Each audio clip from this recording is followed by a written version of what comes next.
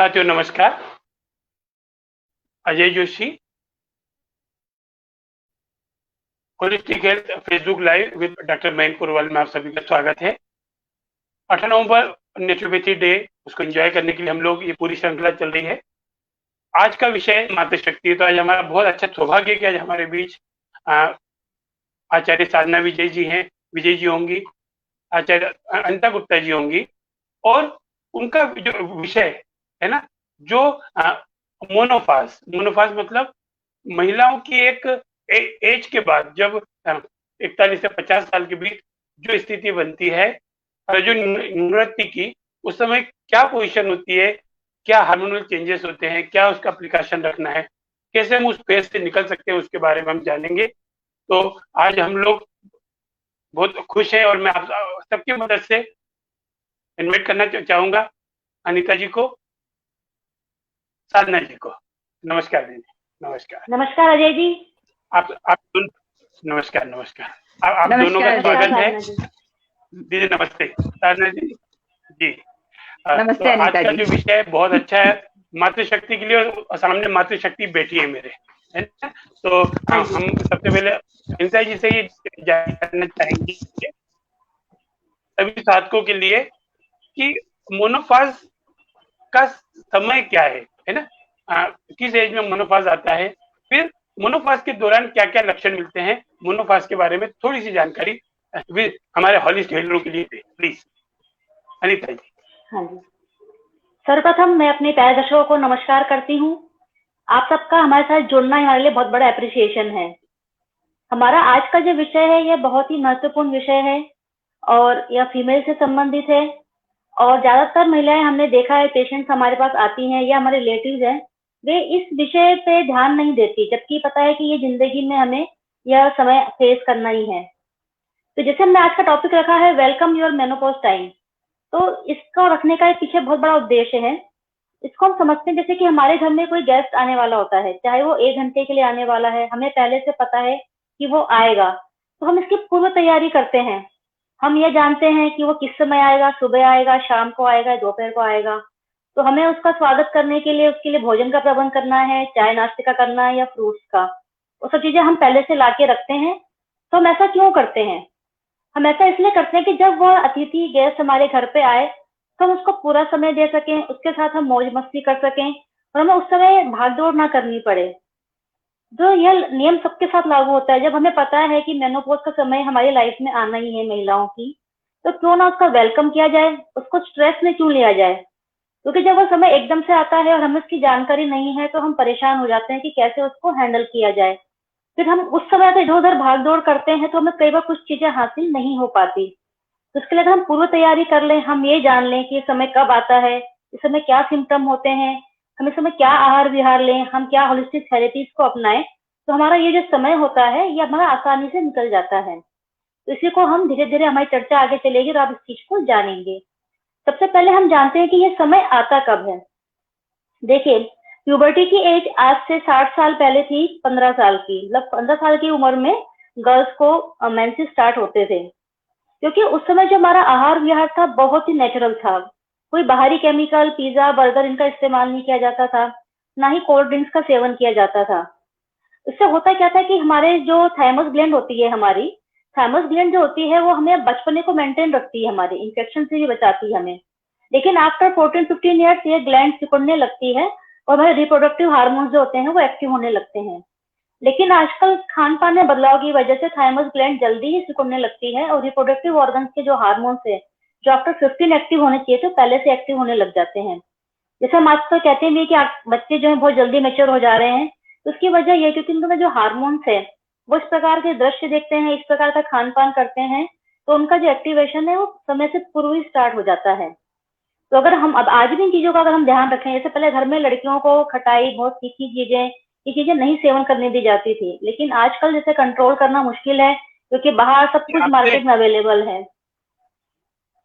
तो ऐसे में उन सब चीज पे कंट्रोल करना बड़ा ही। आपका आवाज कट रहा है, अच्छा जी, आपका आवाज कट रहा है, तो थोड़ा सा इसको रिज्वाइन कर ले वापिस। ठीक है, तो मैं एक बार लीव करती हूँ। ओके सर जी रिज्वाइन कर ले, है ना। तो अभी अनिता जी से हमने समझा मोनोफाज क्या है। तो पहले की स्थिति में 15 साल के बाद पीरियड चालू होता था, तो ये 60 साल के आसपास मोनोफाज आता था। और अभी प्री हो गया है, 10 से 12 साल में, है ना, पीरियड जल्दी आने लगा है। और जल्दी आने लगा है तो जल्दी जाने लगा है। तो हमको हाँ इसको जी। समझना है कि मोनोफाज का पीरियड क्या है। जी जी अनिता जी। हाँ जी सर। हाँ जी, जैसे आपने एक्सप्लेन किया कि जल्दी आने लगा तो जल्दी जाने भी लगा है। तो पहले जो 50 की आफ्टर 50 के बाद मेनोपॉज का टाइम आता था, तो जहाँ स्टार्टिंग अब जल्दी हो रही है तो इसकी जो समाप्ति का समय भी 45 से लगभग शुरू हो जाता है। तो लेकिन आपको साथ में ध्यान रखना है कि आपकी जनरेशन में, मतलब आपके पैतृक, आपके परिवार में, जैसे आपकी दादी नानी, बुआ, आपकी बड़ी बहन, माता जी, इनको ये टाइम किस समय आया था, क्योंकि ये सब हेरिडिटी पे भी डिपेंड करता है। जो समय उन्होंने आया था वही समय आपके साथ भी आपको फेस करना पड़ेगा। तो आपको चाहिए कि इनसे आप चर्चा कीजिए ताकि आपको जानकारी रहे कि मेरे साथ यह कब आएगा ये समय। तो इस चीज का हमें ध्यान रखना बहुत ही आवश्यक है। तो अगर हम एक एवरेज एज लेके चले जो आजकल चल रही है वो 40 है, कि आफ्टर 40 आपको मेनोपॉज स्टार्ट हो सकता है। अब इसके सिम्टम क्या क्या आते हैं, ये अजय जी ने क्वेश्चन पूछा था। अक्सर महिलाएं भी, पेशेंट भी ये क्वेश्चन पूछती है कि इसके सिम्टम्स हमें कैसे मालूम पड़े कि हमें स्टार्ट होने वाला है। तो इसके सिम्टम में ये होता है कि सबसे पहले वजन बढ़ना। महिलाओं में देखा गया कि आफ्टर 40 अचानक वजन बढ़ने लगता है। और जो फैट होता है ये हमारा हिप्स पे, बाजुओं पे और पेट से बहुत अधिक चर्बी जमा होने लग जाती है। वे सोचती है कि हम बहुत ज्यादा अपने एफर्ट्स भी कर रहे हैं, खान पान भी हमारा सही है, इसके बावजूद भी हमारा वजन क्यों बढ़ रहा है, तो उसके अंदर हार्मोन चेंज होने लग जाते हैं। तो ऐसे में इनका तरीका क्या है, इसको हम आगे जानेंगे। पहले हम इसके सिम्टम और भी जान लेते हैं।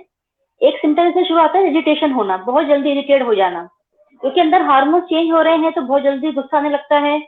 कई बार देखा जाता है कि जो महिला बहुत ही शांत स्वरूप की है लेकिन कई बार छोटी सी बात से इरिटेट हो जाती है। उसी प्रकार से इसमें मूड का फ्लक्चुएशन भी होना, जैसे कभी कभी बहुत अच्छा माहौल है, हंस रहे हैं और हंसते हंसते एकदम से रोना भी आ जाता है। ये एकदम से उदासी के बादल उसको घेर लेते हैं, या उदास है तो एकदम से उसको हंसी छूट जाती है। तो इस प्रकार के जो सिम्टम होते हैं, जो कि हार्मोन इम्बेलेंस अंदर से हो रहा है, तो इसकी वजह से होता है। ये सिम्टम्स आते हैं क्रैम्प्स का आना, क्योंकि हमारी आफ्टर 40 जो हमारे बॉडी में एट्रोफी शुरू हो जाती है। एट्रोफी मतलब कि हमारे शरीर का क्षरण होना, मतलब जैसे कि हम 40 तक हमारे शरीर में जो भी हम खाते पीते हैं, उससे जो हमारा रक्त है, मांस है, मेद है, जितने भी हमारे अष्ट धातु हैं, उसका पोषण अच्छे तरीके से होता है। लेकिन आफ्टर 40 जितनी स्पीड से पहले हमारा रक्त बनता था उतनी स्पीड से वो बन नहीं पाता है। चाहे हम कितना भी अच्छा खाना खा रहे हैं तो उसका थोड़ा सा जो प्रोसेस है वो स्लो हो जाता है। तो ऐसे में थकावट होना भी जायज है। और साथ ही साथ आपके जो क्रैम्प्स आते हैं, तो इस क्रैम्प्स के लिए हमें क्या चीजें का सेवन करना है, इस पर हम आगे चर्चा करेंगे। जिस प्रकार से हमारे सिम्टम्स हुए कि हमें इरिटेशन होने लग जाता है, हॉट फ्लैशेस चलते हैं, मतलब अचानक गर्मी लगना, ऐसा एकदम से पसीना आने लग जाएगा। कई बार कमर पे, पीठ से और गले में पसीना लग जाता है, माथे पे। तो हम सोचते हैं पता नहीं अचानक क्या हुई, तो मौसम इतना गर्मी का ही नहीं था फिर भी हमें पसीना क्यों आ गया। ये आपको इंडिकेट कर रहा है कि आपके अंदर हार्मोनल चेंजेस आ रहे हैं। जिस प्रकार से हमने ये सिम्टम जाने कि इस प्रकार के सिम्टम्स हमारे मेनोपॉज से पहले शुरू हो जाते हैं, तो हमें जान लेना चाहिए कि हमारा टाइम अब 6 महीने में या 1 साल में हो जाएगा। और मेनोपॉज एकदम से नहीं आता है। पहले आपके पीरियड जैसे महीने में हमारे आते हैं तो फिर 2-3 मंथ में स्टार्ट होता है आना, या बीच में ब्लीडिंग भी हो सकती है। लेकिन अगर आपको ब्लीडिंग एक्सेस होने लग गई है तो आपको ध्यान देना चाहिए कि कहीं कोई सिस्ट तो आपकी यूट्रस में डेवलप नहीं हो रही है। तो आपको अपने गायनोलॉजिस्ट के संपर्क में रहना चाहिए। आपको कोई भी ज्यादा अप डाउन हो रहा है तो आपसे इनको चर्चा जरूर करनी चाहिए। अब हम ये जानेंगे कि हमें इसके लिए क्या क्या तैयारी करनी चाहिए। तैयारी के अंतर्गत है कि सबसे पहले तो आपका सर्कल, क्योंकि इस समय होता क्या है कि जैसे आप 40 की एज में आते हुए हम जैसे अपने बच्चों की पालन पोषण में, परिवार की देखभाल में, हमारे घर में जो बुजुर्ग है उससे केवल इतने व्यस्त हो जाते हैं कि हमारा पर्सनल कोई सर्कल नहीं रहता। हम सिर्फ 2 या 3 लोगों तक ही सीमित रह जाते हैं अपनी बात करने में। तो इसमें चाहिए कि आपका सर्कल, बल्कि इस समय आप दायरा बढ़ाएं अपना, कि जितना बड़ा आपका सर्कल होगा तो जब भी आपको कोई दिक्कत आएगी, इरिटेशन होगी, तो आप किसी से बात करके अपनी मन की बात कह के आप उससे सुझाव ले सकते हैं। और उसी प्रकार से जैसे कई बार आपका मन काफी उदास है, आपको लग रहा है कि मुझे किसी से बात करनी है, अगर आपके एक ही 2 ही फ्रेंड्स हुए और वो भी अपने काम में व्यस्त हुए तो आप अपनी बात किससे शेयर करेंगे। और ये अभी के लिए नहीं, जैसे आफ्टर 60 भी, जैसे जब हम प्रौढ़ावस्था में आ जाते हैं तो उस समय जो हमारे घर के जितने भी बच्चे हैं वो अपने अपने सब काम में मशगूल हो जाते हैं, उनके पास इतना अधिक समय नहीं होता कि वो हमें ज्यादा समय दे सकें। तो अगर आपका सामाजिक दायरा होगा, आप कुछ कार्य करते होंगे, तो आपको अपने बच्चों पर डिपेंड नहीं रहना पड़ेगा कि हमारा समय जो है वह उन्हीं के द्वारा ही हमारा व्यतीत होगा। तो आपको स्टार्टिंग 40+ में कर लेनी चाहिए कि आपके साथ काफी बड़ा सर्कल हो जिनके साथ अपना समय आप व्यतीत कर सकें। उसी प्रकार से आपकी जो समस्याएं हैं आपको लोगों से शेयर करनी चाहिए। आपको अपनी हॉबीज को डेवलप करना चाहिए। कई बार महिलाएं जो अपनी हॉबीज होती है पारिवारिक जिम्मेदारियों के चलते या उनका जो वर्क है अपनी हॉबीज को पूरा नहीं कर पाती है। तो देखिए नई हॉबी सीखने की भी कोई उम्र नहीं होती, उसी प्रकार से पुरानी हॉबीज को फिर से जगाने की भी कोई उम्र नहीं होती। आप किसी भी उम्र में उनको फिर से चालू कर सकते हैं। तो अपनी नई हॉबीज है पेंटिंग करना, बागवानी करना, इनको आप जरूर कीजिए और अवश्य को रचनात्मक होनी चाहिए जिससे आप कुछ नया क्रिएशन करें। क्योंकि जब हम कुछ नई चीज बनाते हैं तो हमें खुद को खुशी होती है, कोई हमें अप्रिशिएट करता है तो हमारे अंदर गुड हार्मोन्स का जो निर्माण है वो अधिक हो जाता है। और जैसे मैंने कई बार देखा कि कुछ हमसे पेशेंट शिकायत करती है फीमेल्स की हम घर में इतना करते हैं हमें कोई अप्रिशिएट ही नहीं करता है। तो देखिए आजकल तो फेसबुक है, इंस्टाग्राम है, व्हाट्सएप है, बहुत सारे माध्यम है। आपने जो भी कुछ क्रिएटिव बनाया है आप उसको उस पर डालिए, आपको अप्रिशिएशन मिलेगी तो आपको खुशी होगी और आपके अंदर गुड हार्मोन्स का आपके अंदर निर्माण अधिक होगा। एक है विंडो शॉपिंग। जैसे कि फीमेल्स को शॉपिंग करने का बहुत अधिक शौक होता है, हम सभी जानते हैं। तो उनका नेचर ही इसी प्रकार का है। जरूरी नहीं कि आप कुछ खरीद कर ही आए। जब कभी आपका मन उदास हो आप अपने विंडो शॉपिंग पे निकल जाइए। आप जब मार्केट में होता क्या है कि मार्केट में सभी लोग खुश होते हैं और रंग बिरंगी चीजें हमें दिखाई देती है, सबके अंदर खुशी का माहौल होता है कि मैंने ये खरीदा, मुझे ये अच्छा लगा। तो जो खुशी का माहौल, वहाँ का जो ओरा है, वहाँ की एनर्जी है, वो अभी आपको प्राप्त होती है। जैसा मंदिर में भी हम इसलिए जाते हैं क्योंकि मंदिर का जो ओरा होता है वो बहुत ही पॉजिटिव होता है। हम जब वहाँ पे आधा घंटा 1 घंटा व्यतीत करके आते हैं तो हमें गुड फील होता है। तो इन सबसे हमारे अंदर गुड हार्मोन्स का जो निर्माण है वो हमारा बढ़ जाता है। इस प्रकार से जो हमारी हमने ये देखा कि हमें क्या क्या चीजों की तैयारी पहले से ही कर लेनी चाहिए। इसी के अंदर हमारे अंदर हमें आहार विहार का बहुत अधिक हमें ध्यान देना चाहिए कि हमें क्या खाना है और उसके बारे में आपको साथ में भी चर्चा करेगी। उसके पहले मैं आपको चीज और बताऊंगी कि हमें इस समय हमें समाज सेवा से जुड़ जाना चाहिए। हमें जिंदगी भर जरूरी नहीं कि आप कोई होलिस्टिक थेरेपीज हो तो ही समाज सेवा कर सकते हैं, आपको कोई विशेष ज्ञान या विशेष फील्ड में ही हो।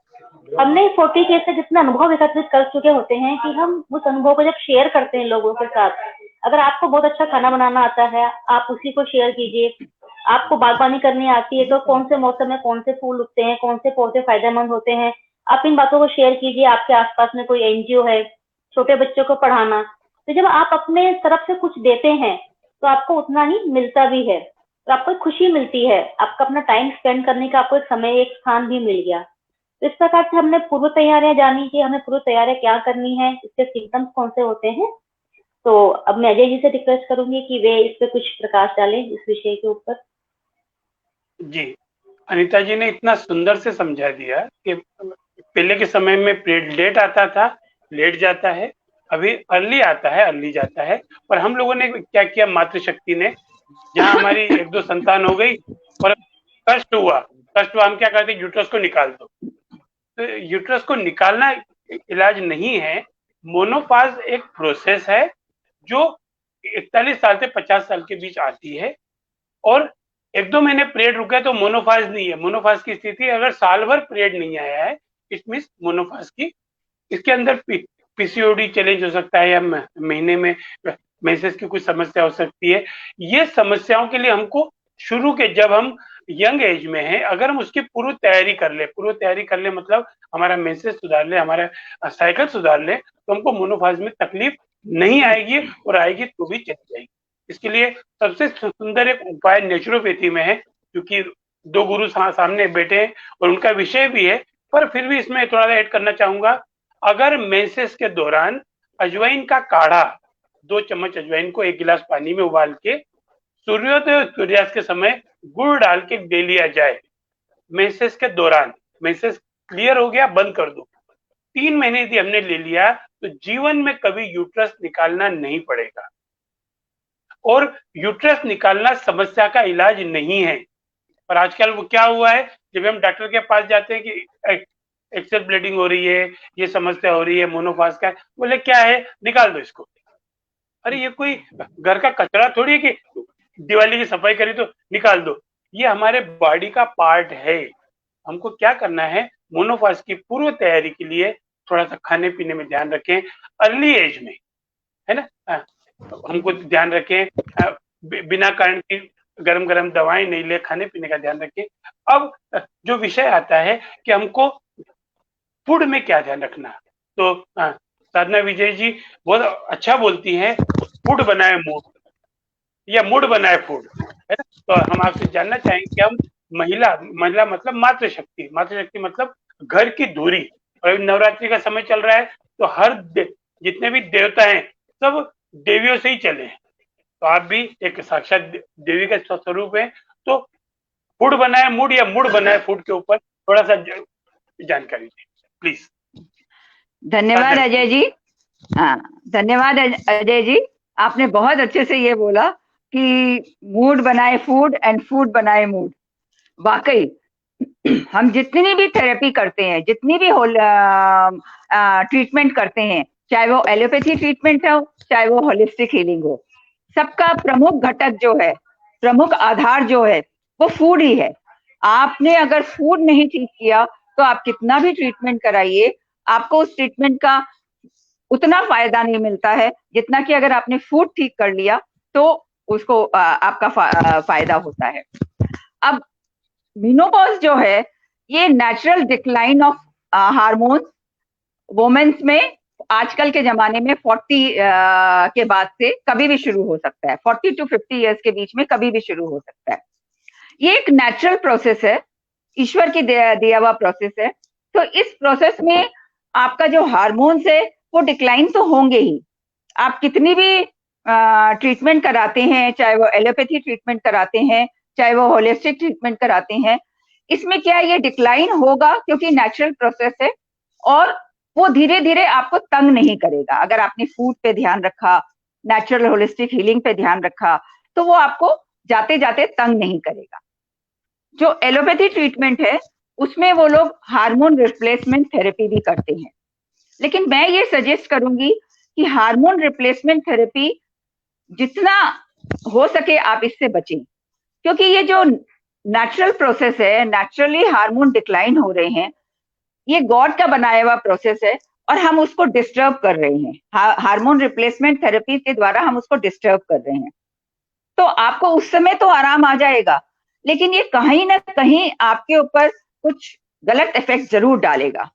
तो मेनोपॉज के टाइम में सबसे पहले तो जैसे अनीता जी ने बताया कि आप पहले से तैयारी करें, और उसके बाद आप आहार का ध्यान रखें और नेचुरल होलिस्टिक हीलिंग पे जाएं, नेचुरोपैथी ट्रीटमेंट और इस पे जाएं, तो आपको आपका जो मेनोपॉज है बहुत अच्छे से निकल जाएगा, बहुत प्यार से निकल जाएगा, आपको तंग नहीं होना पड़ेगा।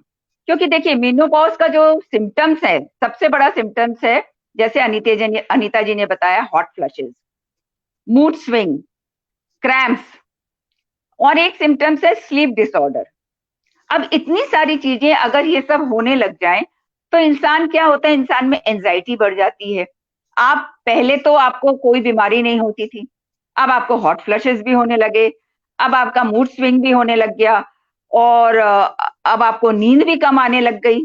तो ऐसे में आपकी एंजाइटी बढ़ जाएगी, एंजाइटी बढ़ जाएगी तो धीरे धीरे आप डिप्रेशन में भी आ सकते हैं। तो आपको पहले से जानना बहुत जरूरी है और अपने आहार पे ध्यान रखना बहुत जरूरी है। तो डिप्रेशन का तो सबसे बड़ा जो डिप्रेशन का जो सबसे बड़ा इलाज है वो है मेडिटेशन। आप धीरे धीरे मेडिटेशन में आइए, प्राणायाम या मेडिटेशन में अगर आप आते हैं तो आपको इन सब चीजों से आराम मिलता है। और इन मेनोपॉज के दौरान आपके हार्मोन्स चेंज होते हैं, तो नेचुरली हार्मोन्स चेंज का हार्मोन रिप्लेसमेंट थेरेपी अगर आपको नहीं कराना है तो आपको हर्ब्स में जाना पड़ेगा, आपको आहार में जाना पड़ेगा। आहार में सबसे ज्यादा इंपॉर्टेंट अगर मैं कहती हूँ तो वो है फ्लैक्सीड। इस टाइम में अगर आप फ्लैक्सीड खाते हैं तो आपको आपकी जो बॉडी है उसमें इम्यूनिटी बढ़ती है, जहां भी ब्लॉकेज है वो खत्म होती है। तो इससे क्या होता है कि आपका सर्कुलेशन सही होता है, और आपका ब्लड सर्कुलेशन अगर सही होता है तो नेचुरली सारी बॉडी में आपके पोषण पहुंचेंगे। तो डिप्रेशन है, मूड स्विंग है, स्लीप डिस्टर्बेंस है, ये सारी चीजें धीरे धीरे कम होने लगेंगी।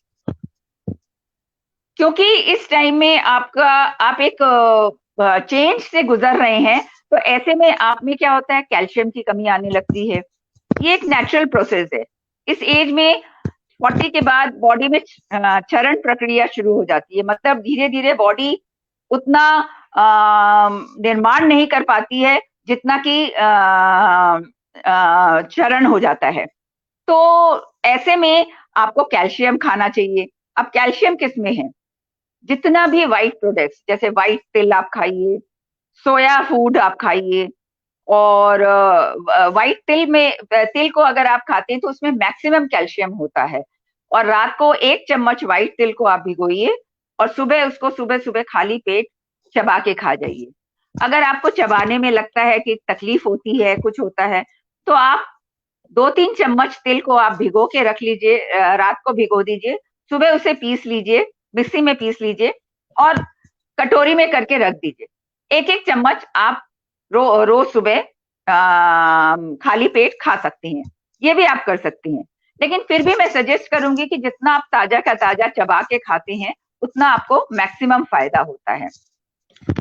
कैल्शियम जो होता है वो आपके इसमें जो चना होता है उसमें भी बहुत अच्छा कैल्शियम होता है। तो आप उस समय भुने चने अगर आप खाते हैं, गुड़ के साथ खाते हैं, तो भी आपकी कैल्शियम की कमी आपकी पूरी होती है। इस टाइम में विटामिन डी की कमी भी आ जाती है। विटामिन डी जो होता है वो आप अगर सूर्य की रोशनी लेते हैं, आधा घंटा अगर आप लेते हैं दिन में, तो उससे आपकी विटामिन डी की कमी पूरी हो जाती है। पानी के द्वारा भी आप विटामिन डी की कमी पूरी कर सकते हैं। जैसे सूर्य चार्ज, सन चार्ज वाइट बॉटल में आप पानी रखें, सुबह से लेके शाम तक किसी भी लकड़ी के ऊपर आप पानी की वाइट बॉटल, उसमें 3/4 पानी भर के, और सुबह जैसे आपने 8 बजे रख दिया, शाम को 3-4 बजे आप उसे अंदर ले आइए और नेक्स्ट डे आप वो पानी पीजिए, तो उससे भी विटामिन डी की कमी आपकी काफी पूरी होगी। सोया फूड से आपके हॉट फ्लशेस में आपको आराम आएगा। अगर आप सोया फूड खाते हैं तो उससे आपके हॉट फ्लशेस में आपको आराम आएगा। आपकी उसकी जो इंटेंसिटी है वो घटेगी। ये सोया फूड से होगा। ऐसे में जैसे नींद अगर आपको बहुत कम आती है या नींद डिस्टर्ब हो गई है आपकी, तो आप मैग्नीशियम मिल्क लीजिए। मैग्नीशियम मिल्क मतलब दूध में आप छुहारा या फिर खजूर, दोनों में से कोई भी चीज आप दूध में उबाल के और रात को उसको पी के आप सोइए, तो ये होता है मैग्नीशियम मिल्क, और इससे आपकी नींद में आपको काफी आप कंट्रोल कर पाएंगे। हीमोग्लोबिन की भी कमी इस टाइम में आपके होने लगती है, तो हीमोग्लोबिन को आप कोई भी जो रेड, जैसे टमाटर है, गाजर है, बीट रूट है, ये सब चीज खा के, इनका जूस पी के आप हीमोग्लोबिन की कमी आप पूरी कर सकते हैं। और एक चीज मैं चाहूंगी कि ऐसे में आप नॉर्मल नमक जो होता है, सोडियम नमक जो होता है, उसके बजाय आप सेंधा नमक का यूज करना शुरू करिए, क्योंकि सोडियम नमक में सोडियम ज्यादा होता है, और इस समय आपको सोडियम से ज्यादा मैग्नीशियम की जरूरत होती है, जो कि आपको सेंधा नमक में मिलता है। तो अगर आप वो सेंधा नमक खाना शुरू करते हैं तो भी आपकी मैग्नीशियम की काफी कमी पूरी हो जाती है और आपको नींद अच्छी आती है। और अगर नींद अच्छी आती है तो आपका मूड ठीक रहेगा, आपके गलत विचार नहीं आएंगे, विचारों की जो इंटेंसिटी है वो घट जाएगी, और जब विचारों की इंटेंसिटी घट जाती है तो आप पॉजिटिव सोचेंगे तो नेचुरली आप डिप्रेशन के करीब नहीं जाएंगे। तो ये सब चीजें हैं जो आप अपने आहार में सम्मिलित कर सकते हैं। और चीजें जो मैं एक बताना चाहूंगी आपको, व्हीट ग्रास का जूस, व्हीट ग्रास का जूस, ये अगर आप ताजा निकाल के लेते हैं, व्हीट ग्रास जूस ताजा पीते हैं तो बहुत अच्छी बात है, लेकिन ताजा रोज पीना थोड़ा मुश्किल हो जाता है, तो आप व्हीट ग्रास पाउडर भी ले सकते हैं। 1 चम्मच सुबह और 1 चम्मच शाम को अगर आप व्हीट ग्रास पाउडर लेते हैं, तो इससे आप जितने भी सिम्टम्स हैं मेनोपॉज के, आप उनको कंट्रोल कर सकते हैं। और कैल्शियम के लिए आप मोरिंगा पाउडर भी ले सकते हैं, इससे भी आप कैल्शियम की कमी को काफी हद तक दूर कर सकते हैं। मेनोपॉज क्या होता है? मेनोपॉज में आपका बॉडी और माइंड, बेसिकली बॉडी माइंड और सोल में डिसहार्मोनी हो जाती है, क्योंकि बॉडी एक बहुत बड़ी चेंज से गुजर रही होती है और माइंड उसको जल्दी से एक्सेप्ट नहीं करता है। तो दोनों के बीच में एक जो हम कहते हैं ना बैलेंस, वो बैलेंस स्थापित नहीं रह पाता है। और उस बैलेंस को स्थापित करने के लिए अगर आप करते हैं तो आपका मेनोपॉज बहुत अच्छे से गुजर जाता है। तो ऐसे में आप नेचुरल होलिस्टिक हीलिंग थेरेपीज जो हैं, जैसे एक्यूप्रेशर है, बैच फ्लावर थेरेपी है, ये सब कलर थेरेपी है, ये सब अगर आप करते हैं तो आपको काफी इन सब चीजों में आराम आता है। तो जैसे अभी मैंने बताया आहार के बारे में, अब मैं आपको बताना चाहूंगी कि आप किस तरह एक्यूप्रेशर से इसमें ट्रीटमेंट कर सकते हैं। एक्यूप्रेशर में जैसे मैं आपको दिखाती हूँ कि ये 3 पॉइंट्स हैं। 2 पॉइंट्स आपको एकदम जो हथेली और उसका जॉइंट है वहां पे लगाने हैं, और तीसरा मिडिल में जो पॉइंट है वो 3 अंगुली आप रखते हैं अगर यहाँ से, तो जो पॉइंट आपको दिखता है वहां पे आपको लगाना है। तो इन पॉइंट्स पे आपको चने के दाने या मटर के दाने लगाने हैं। जैसे देखिए मैंने लगा के आपको दिखाएं, मैं अभी आपको इस तरह आपको मटर का या चने का दाना लगाना है। ये आपके विचारों को बैलेंस करेगा। ये जो पॉइंट्स हैं ये आपके विचारों को बैलेंस करेंगे, और आपके विचार अगर बैलेंस होंगे तो नेचुरली आप काफी अपने को अच्छा फील करेंगे, गुड फील करेंगे, क्योंकि हार्मोन्स गुड निकलेंगे, और गुड हार्मोन्स निकलेंगे तो नेचुरली आप खुश रहेंगे और डिप्रेशन के करीब नहीं जाएंगे। क्योंकि इतने सारे चेंजेस जब एक साथ आते हैं तो इट्स नेचुरल प्रोसेस कि आपके अंदर एक उधेड़-बुन आ जाती है, आपके अंदर एक ऐसा भाव आ जाता है कि इतनी सारी बीमारियां मुझे एक साथ कैसे लग गई। आप छोटी-छोटी चीजें होती हैं जो नेचुरल प्रोसेस है, आप इसको एक्यूप्रेशर के ट्रीटमेंट से, बैच फ्लावर के ट्रीटमेंट से, कलर थेरेपी के ट्रीटमेंट से आप इनको ठीक कर सकते हैं। एक्यूप्रेशर में एक और पॉइंट मैं आपको बताना चाहूंगी, वो है आप राइट हैंड में अंगूठे की तरफ आपने 4 अंगुल रख के और अंगूठे की तरफ आपको ये पॉइंट लगाना है। ये देखिए इस तरह आपको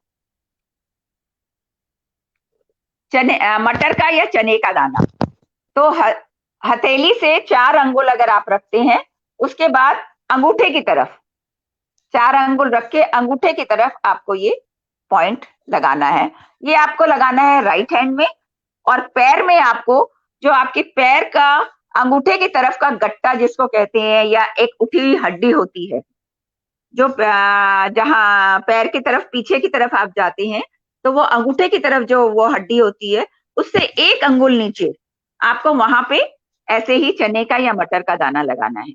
तो ये 2 पॉइंट का कॉम्बिनेशन आपका मेनोपॉज को जो है बहुत अच्छे से निकाल देगा। ये लेडीज को राइट हैंड और लेफ्ट पाँव में लगाना है, और जेंट्स को ये लेडीज को राइट हैंड और लेफ्ट पाँव में लगाना है, और अगर उनका बीपी हाई हो तो इसको ऑपोजिट कर देना है, लेफ्ट हैंड और राइट पाँव में लगाना है। ये चीज का स्पेशल ध्यान रखिएगा। आप रिंग भी कर सकते हैं, जैसे अगर आपको ज्यादा वो होता है तो आप ये देखिए एक्यूप्रेशर की रिंग आती है, इस रिंग को आप अंगूठे पे ऐसे 1 मिनट तक आप ऐसे अगर रोज घुमाते हैं दोनों अंगूठों पे, तो ऐसे में आपको आपके विचारों में आपको वो मिलेगा। आपका जो मन में बार बार विचार आ रहे हैं, मन टेंशन हो रहा है, आपको एंजाइटी हो रही है, उसमें आपको काफी आराम आएगा। और ऐसे ही आप मिडिल फिंगर में ऐसे 1-1 मिनट आपको करना है। 1-1 मिनट हर अंगुली में आपको ऐसे ऐसे ये रिंग आपको घुमानी है। इस तरह से अगर आप घुमाते हैं तो आपको काफी आराम आएगा इन सब चीजों में। जो आपका मेनोपॉज का टाइम है वो बहुत अच्छे से गुजर जाएगा। और एक प्रोसेस है, आप नीचे वाले हिस्से में यहाँ पे प्रेस करिए। ऐसे करके आपने अगर ऐसे प्रेस किया तो आपको काफी आराम आएगा। आप अंगुली से भी प्रेस कर सकते हैं, ऐसे करके अंगुली से भी आप प्रेस कर सकते हैं। ये देखिए अंगुली से भी आप प्रेस कर सकते हैं। ऐसे आपको कम से कम 1 मिनट तक प्रेस करना है। प्रेस करिए, छोड़िए, प्रेस करिए, छोड़िए, ऐसे करके आपको 1 मिनट तक प्रेस करना है। ये अगर आप दोनों हाथों में करते हैं तो भी आपको काफी आराम आता है। और एक जो थेरेपी मैं बोल रही हूँ, batch flower therapy. Batch flower therapy क्या होती है, वो आपके इमोशंस को कंट्रोल करती है। और मेनोपॉज के दौरान आप बहुत इमोशनल हो जाते हैं। आपका माइंड, बॉडी और सोल, इनके बीच का बैलेंस थोड़ा सा डिस्टर्ब हो जाता है, क्योंकि हार्मोन्स जो होते हैं वो इमोशंस के लिए जिम्मेदार होते हैं, और वही डिक्लाइन हो रहे हैं, हार्मोन से डिक्लाइन हो रहे हैं, तो आपके इमोशंस जो होते हैं आपकी बॉडी के साथ बैलेंस नहीं बना पाते हैं। तो ऐसे में अगर आप बैच फ्लावर थेरेपी का ट्रीटमेंट लेते हैं तो उसमें आपको काफी आराम आएगा। तो इस तरह मैंने आपको बताया कि किस तरह मेनोपॉज के दौरान आप ये ट्रीटमेंट करके अपने मेनोपॉज को बहुत आसान कर सकते हैं, क्योंकि ये प्रोसेस तो आएगा और धीरे धीरे ही जाएगा, लेकिन ये बहुत तकलीफ दे नहीं होगा। अगर आप ये ट्रीटमेंट कराते हैं, होलिस्टिक हीलिंग ट्रीटमेंट करते हैं, तो ये तकलीफ दे नहीं होगा। आप विचारों से भी सही रहेंगे और बॉडीली भी आपकी इंटेंसिटी बहुत कम हो जाएगी। तो अब मैं चाहूंगी कि अजय जी अब आप कुछ प्रकाश डालिए इस पे। बहुत अच्छी चीज, विस्तृत जानकारी आपने दिया। अनीता जी भी हमारे साथ मौजूद हैं। तो मैं अनीता जी से एक छोटी सी जानकारी लेना चाहूंगा, क्योंकि अभी एक मेरे हाथ में कार्ड आया है हेल्थ का, उसमें लिखा है बढ़ती उम्र एक प्रक्रिया है, उम्र बढ़ना एक प्रक्रिया है, किंतु बढ़ती उम्र के साथ स्वस्थ रहना एक तो हमको ये एक हमारी चॉइस है कि हमको स्वस्थ कैसे रहना है। तो महिलाओं में जो एक आती है, जब वो पैदा होती है, फिर पीरियड का समय आता है, हार्मोनल चेंजेस होते हैं, बीच का पीरियड होता है, इन पीरियड को थोड़ा सा आप आइडेंटिफाई करें कि बचपन से 60 साल तक कैसे स्वीकार करना है। अनीता जी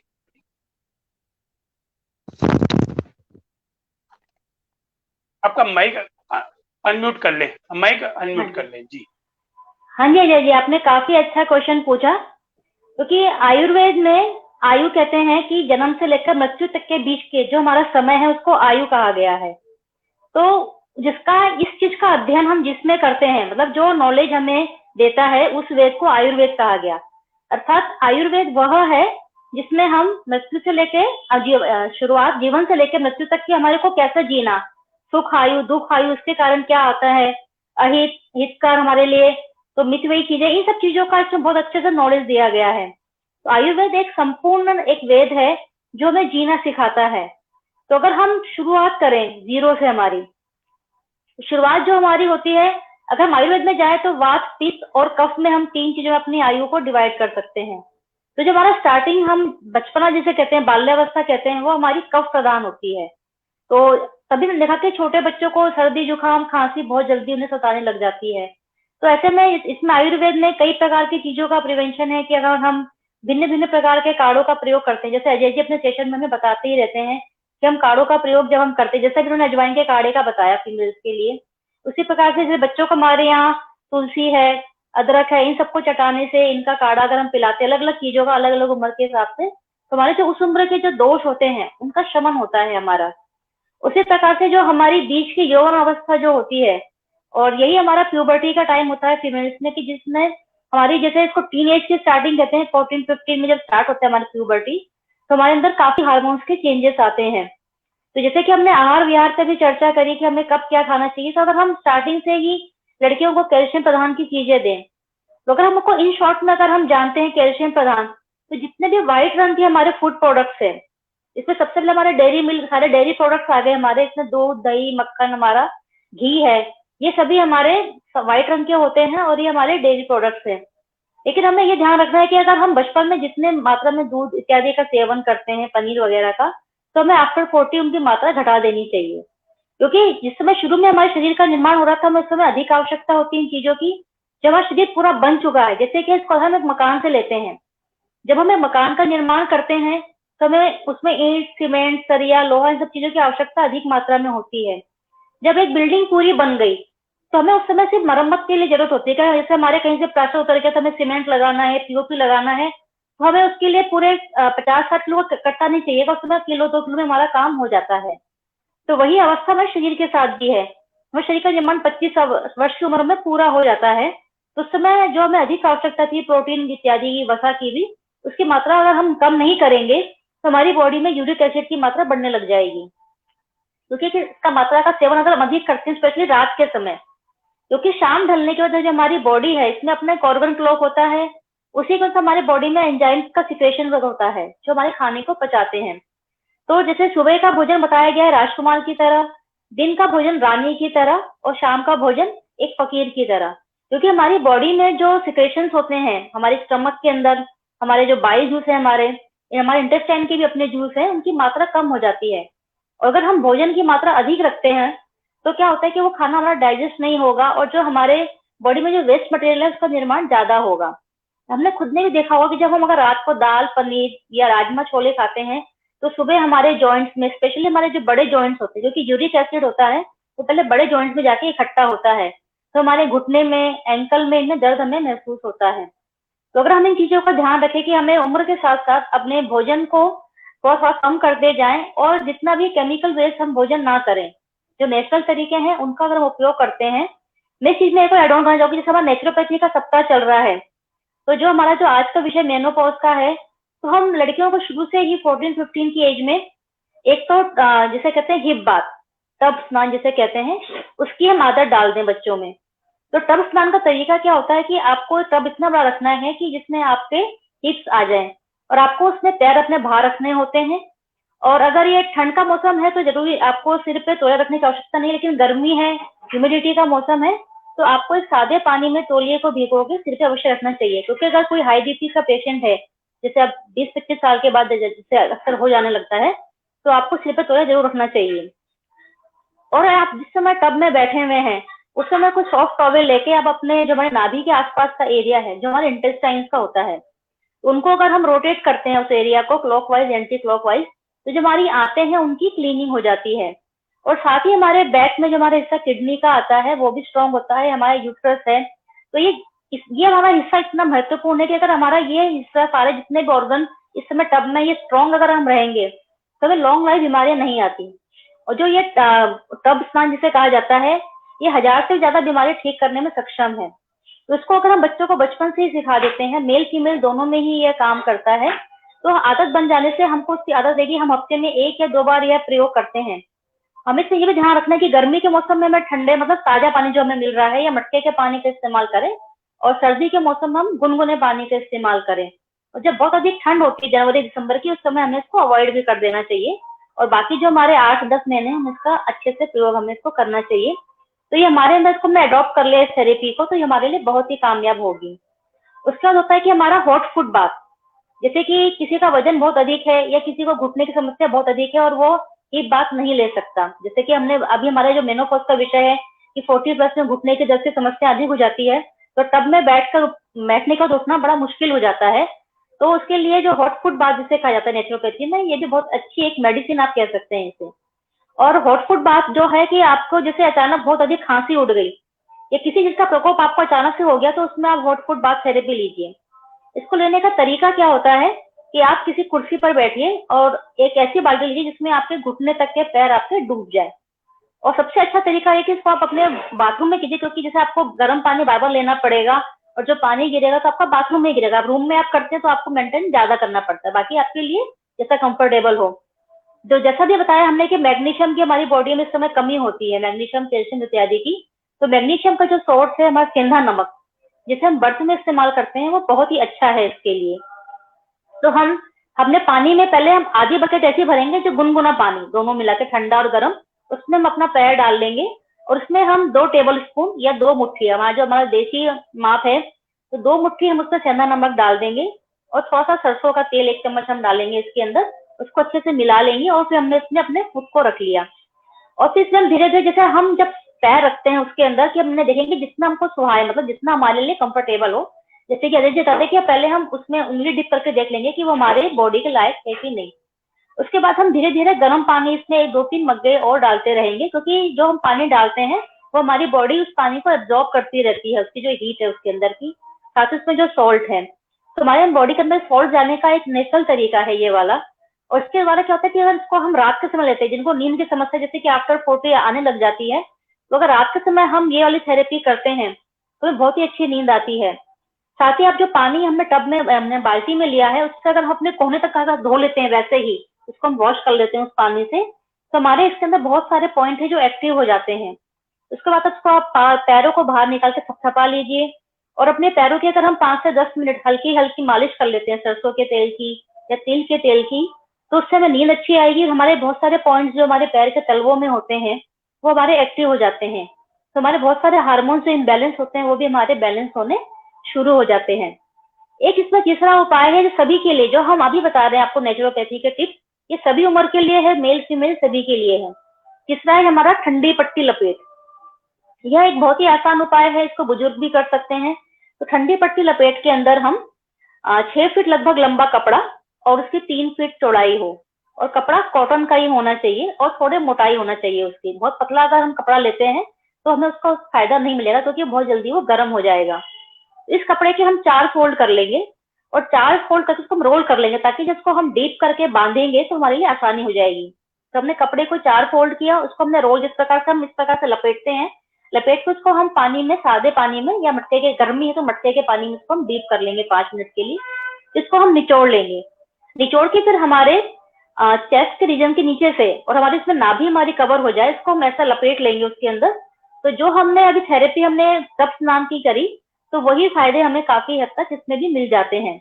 इससे बुखार भी उतर जाता है, आपका टॉक्सिन्स निकलते हैं, आपके लीवर है, इंटेस्टाइन है, स्टमक है, स्प्लीन है, पीछे आपकी किडनी है, इन सबको आपको एक स्ट्रॉन्ग मिलती है, और जो अपने इनके फंक्शन है वो अच्छे हो जाते हैं।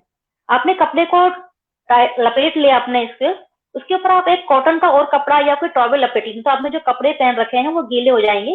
उसकी अवधि है आधे घंटे की। आधे घंटे तक रखने के बाद आप इस कपड़े को रिमूव कर दीजिए, तो ये आप देखेंगे कपड़ा आपको गर्म मिलेगा। जिस आपने तापमान में इसमें लगाया था उसका वही तापमान इसका नहीं रहेगा, इसका तापमान चेंज हो चुका रहेगा, और कपड़ा का आपका व्हाइट होगा तो आपका कपड़ा हल्के से पीलेपन पर भी आ जाएगा। इसके बाद आप इसको पानी में निकाल लीजिए और इसको धूप में सुखा दीजिए, और हफ्ते 10 दिन में एक बार इसको आप अच्छे से साबुन सर्फ से भी धो लीजिए, ताकि जो उसके टॉक्सिन अच्छे से रिमूव हो जाए। जिस प्रकार से ये नेचुरोपैथी के टिप्स हैं और जो बहुत ही इजी हैं।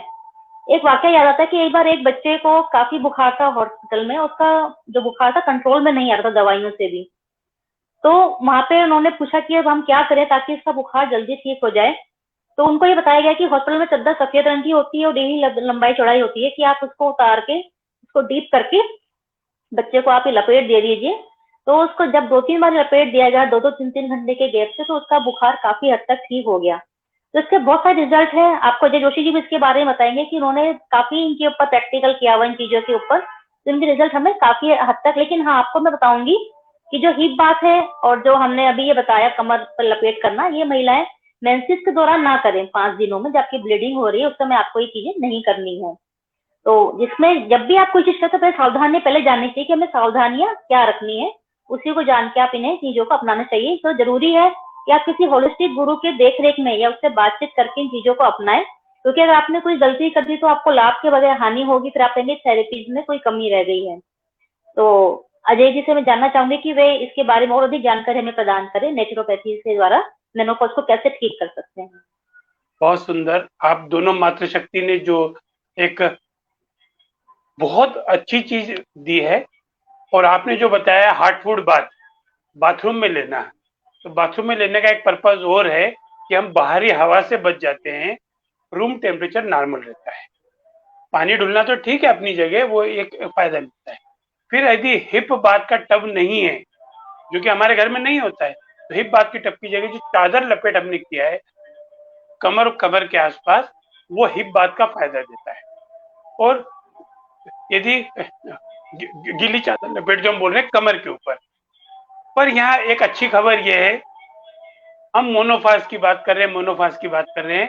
मोनोफाज मिनोफाज जो भी है, रजोनिवृत्ति, ये केवल महिलाओं में नहीं होती है, ये पुरुषों में भी आती है। जैसे जब हम पैदा होते हैं, जब हम पुरुषों की दाढ़ी मूछ आने लगती है, बच्चियों का पीरियड आने लगता है, तो एक हार्मोनल डिसबैलेंस होते हैं। इस समय बच्चे चिड़चिड़ करने लगते हैं। ये एक सिम्टम्स हैं हार्मोनल चेंजेस के।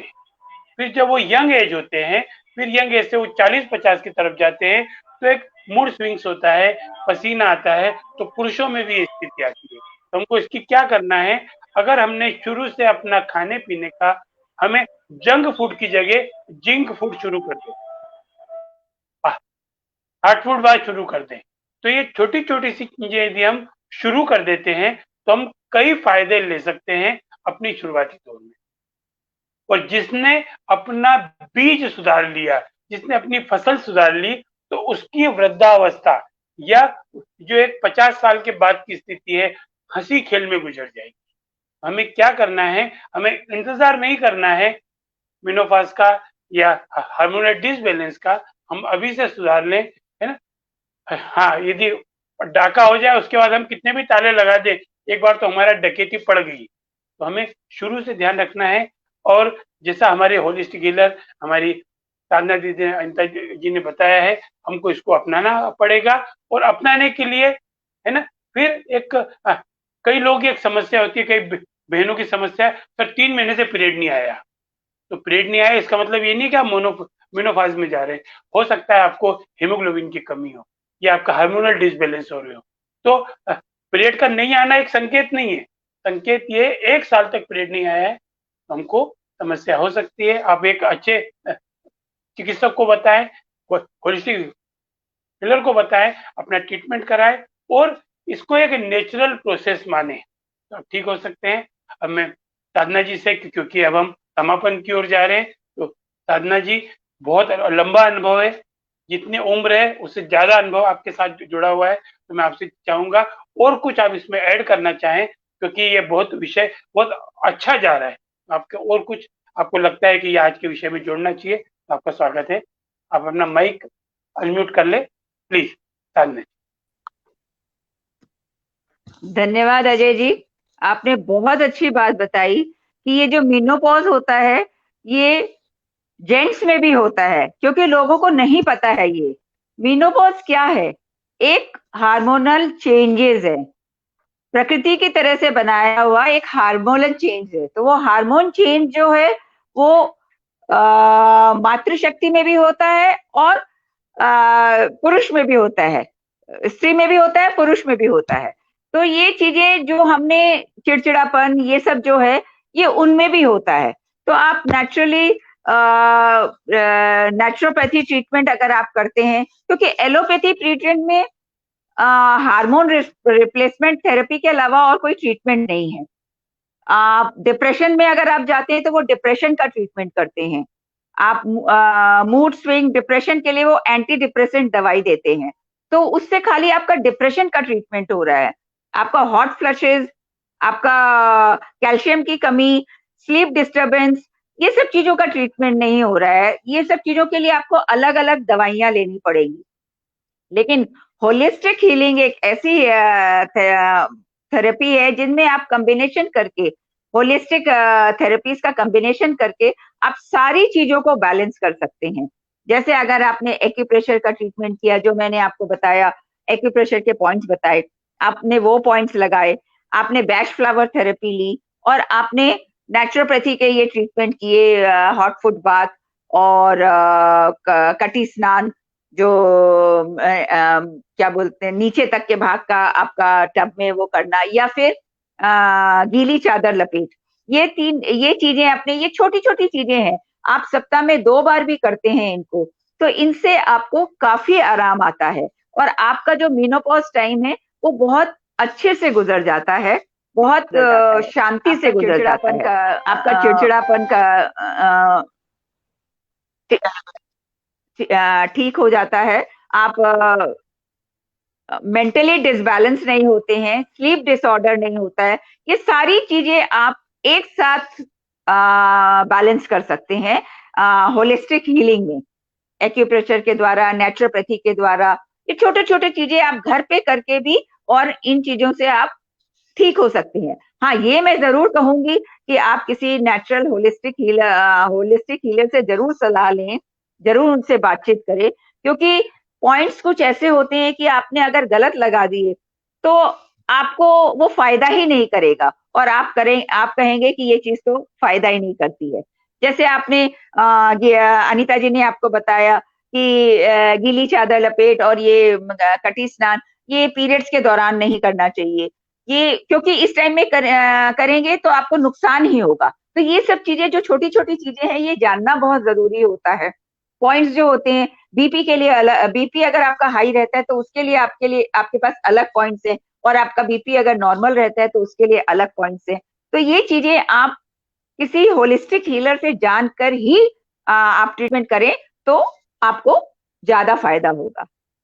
तो अब अजय जी आप। बहुत सुंदर आपने, पर क्या होता है हमारे यहाँ, हमारे जो साधक होते हैं, हमारे जो वो होते हैं, वो एक बोलते हैं कुछ ऐसी चीज बता दो कि कुछ नहीं करना पड़े और रिजल्ट मिल जाए। तो हमारी नेचुरल थेरेपी में ऐसी कुछ चीजें भी है जिसमें न तो चुंबक लगाने की जरूरत है, न हार्टवुड बात। यह है मुद्रा विज्ञान। मुद्रा विज्ञान एक ऐसी विद्या, हम खेल खेल में चलते उठते बैठते सोते, है ना, इसमें साधन की जरूरत नहीं है। तो अनीता जी हमारे साथ बैठी है जो एक्सपर्ट है ना, और कई एक्सपर्ट हमारे साथ जुड़े हुए। तो हमको ऐसी कोई टिप्स जो हम ये सब तो करेंगे, और आपने जो बताया साधना दीदी ने, अनिता जी ने, कि हम हार्टवुड बात लेंगे, ये जरूरी नहीं कि हम 40-50 साल के बाद ही ले। अगर हम शुरू से ये करते रहेंगे तो हमारा जीवन आनंददायी हो जाएगा, क्योंकि हम रोगी ना हो। हमेशा ही ध्यान रखना, वेलनेस की तरफ काम करना है, हमको वेलनेस जाना है, हमें सिकनेस आएगी नहीं। हाँ, सिकनेस हो गई फिर वेलनेस की तरफ जाएंगे तो शायद कठिन हो सकता है।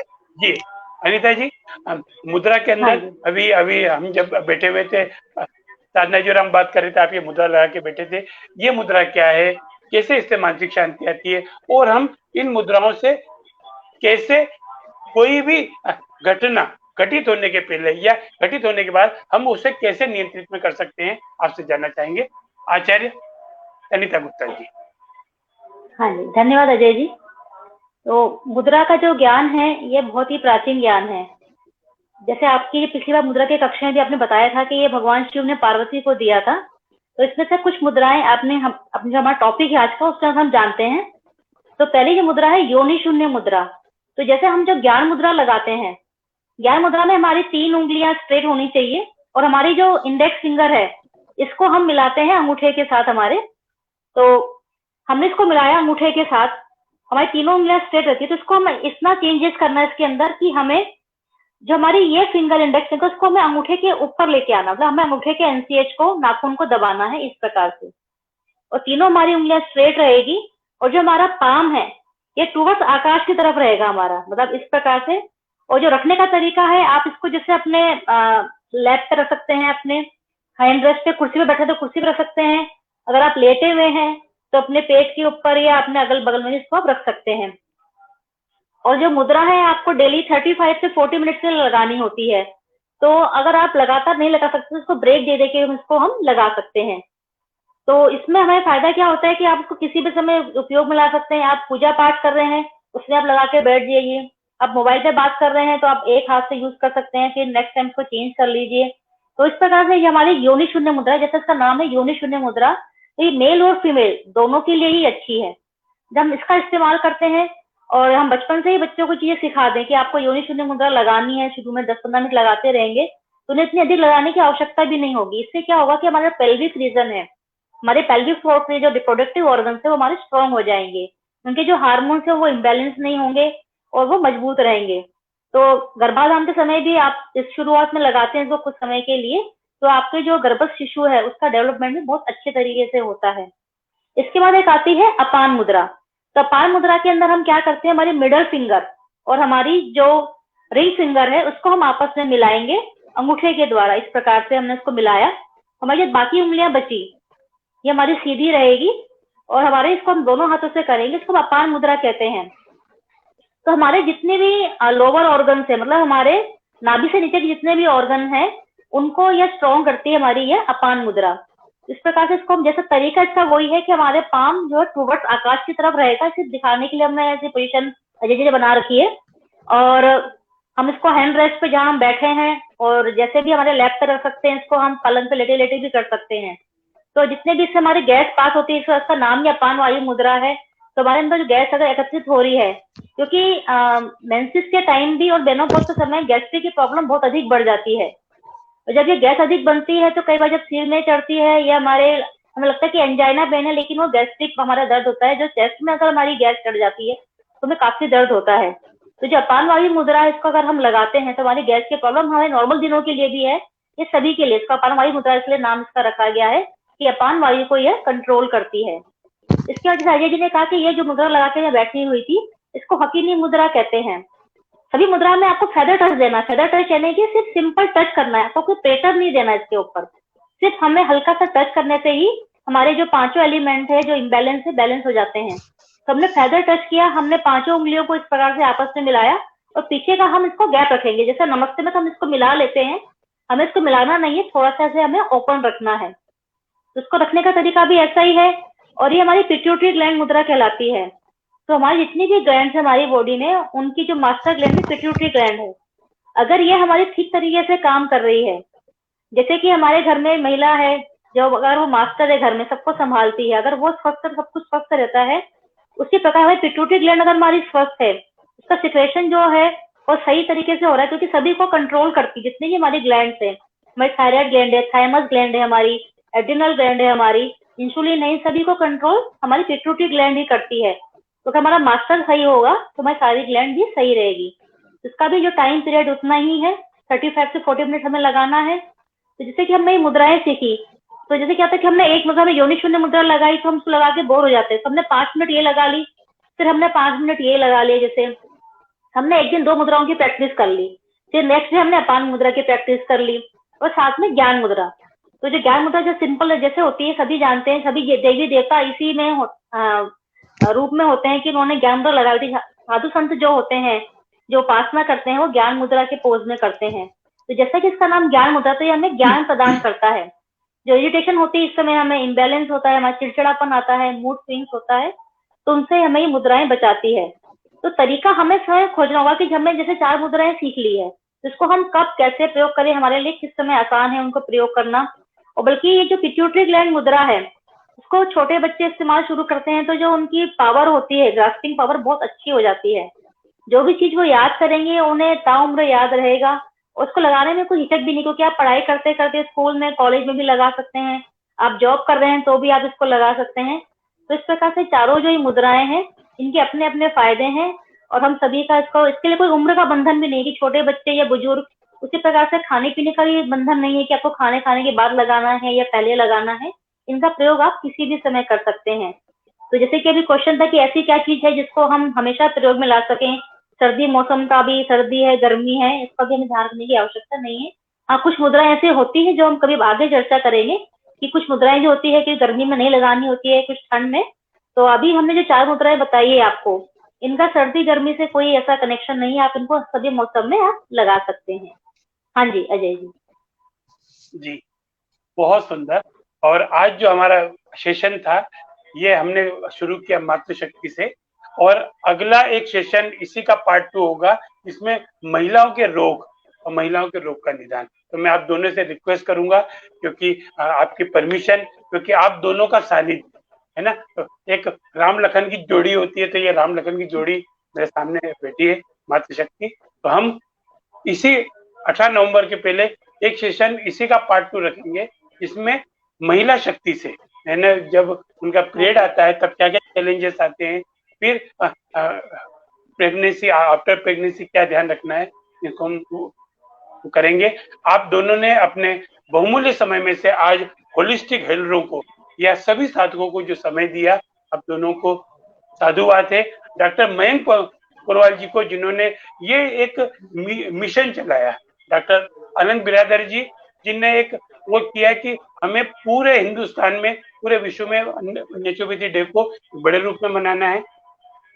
ज्ञात अज्ञात सभी शक्तियां है ना, मैं किसी एक का नाम लूंगा तो कई चीजें हमारे साथ जुड़ी हुई है, सबका नमन करते हुए आज यहाँ विराम लेते हैं और कल फिर शाम 5 बजे मिलते हैं नए विषय के साथ होलिस्टिक हेल्थ में। तो आप सब यहाँ पधारे, आपने सबने अपना बहुमूल्य समय दिया। मैं एक ही रिक्वेस्ट करूंगा, इस सेशन को ज्यादा से ज्यादा लोगों तक पहुंचाएं, और क्योंकि ये मातृशक्ति हर घर में है और ये सिर्फ महिलाओं के लिए नहीं, पुरुषों के लिए भी है, ये हमको जानना है ना। तो आप लोगों का दिल से धन्यवाद, बहुत बहुत धन्यवाद जी। अजय जी, मैं एक बात और कहना चाहूंगी जी। हाँ बोलिए। कि इसमें जब ये समय आता है मेनोपॉज का, तो इसमें घर के सदस्यों की भूमिका बहुत अधिक होती है। उन सभी को उस महिला को सहयोग करना चाहिए कि उसके जो चेंजेस आ रहे हैं उसके अंदर, तो उसको ध्यान रखे, समझे, उसके जो मूड स्विंग्स हो रहे हैं तो उस पर अधिक गुस्सा न करें, उसका सहयोग करें, क्योंकि इसमें कार्य करने की क्षमता भी कम हो जाती है, तो उसका सहयोग अवश्य करें। तो ये एक पूरे परिवार को ही एक टास्क मिल जाता है, वो जो समय होता है, तो सभी उसका सहयोग करेंगे तो उस महिला के लिए वो समय बहुत इजीली गोन हो जाएगा। तो बस मैं यही कहना चाह रही थी। तो धन्यवाद आप सभी का ज्वाइन करने के लिए। यहाँ अनिता जी, आपने जो बात कही ना, पूरी उम्र उस महिला ने समर्पण दिया है। कुछ साल, कुछ महीने यदि हम समर्पण दे दें तो दोनों की जय हो जाएगी, क्योंकि इसी का नाम परिवार है। परिवार, तो ये बहुत आपने कही, और परिवार में मातृशक्ति है और सभी को मिलकर एक दूसरे को हेल्प करना रहेगी।